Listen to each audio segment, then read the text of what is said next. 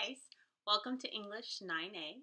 I'm excited to be working with you this quarter, and I wanted to just let you know that I'm going to be giving you a little weekly video introduction so that you know what to expect for the week. And so for week 1, you hopefully got to do all the introductory stuff and the Canvas orientation, learning about how to use Canvas, doing the questions and advice, and then introducing yourself to me. So it was just a lot of little things to try to help you be successful in this quarter. So going into week 2, you have kind of a lot of assignments. So I apologize in advance, but on that note, I know you have to do them, but I have to grade them. So it's a lot of work for both of us, but I hope that you find them useful and that you are able to do well with them.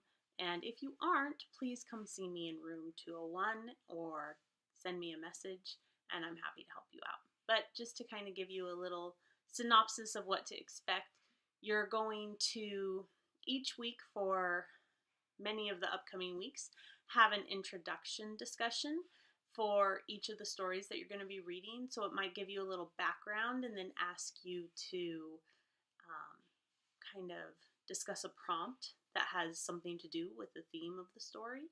And then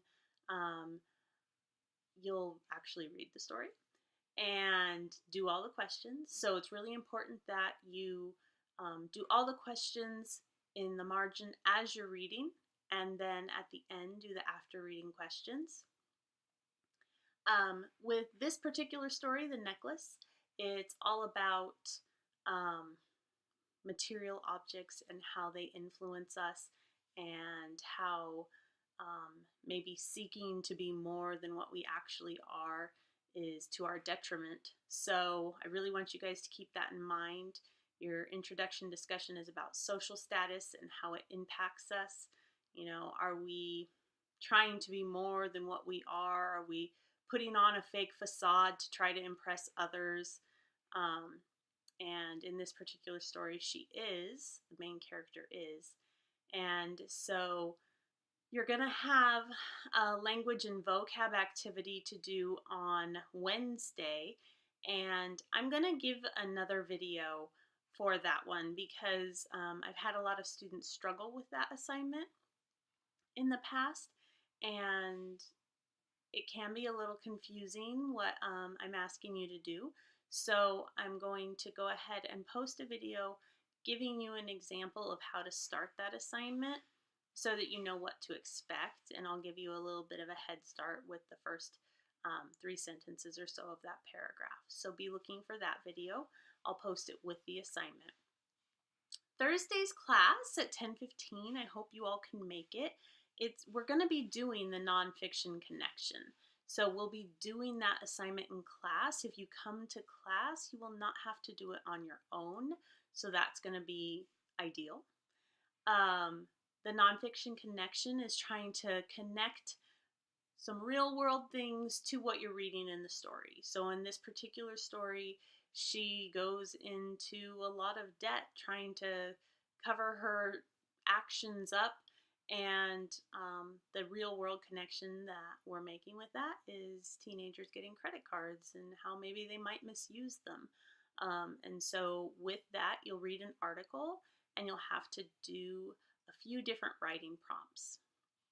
It's really good to come to the class because I'll give you hints and tips, and we'll work on developing those paragraphs together so that you have a great introduction or topic sentence, you have support from the articles or from the story, and then you conclude it adequately. If you're not coming to class, please be sure to follow the writing tips that are given to you in the assignment so that you earn full points, and also realize that with a writing prompt, you're expected to write a paragraph, which is 5 to 7 sentences. So in order to adequately address the prompt You're not just giving me one sentence. And if you do give me one sentence, your points will reflect what you put into it. And finally, you're going to do the essay preparation discussion, which is talking about each of the main characters of the story and how or why you maybe found them believable or why you found them unbelievable characters.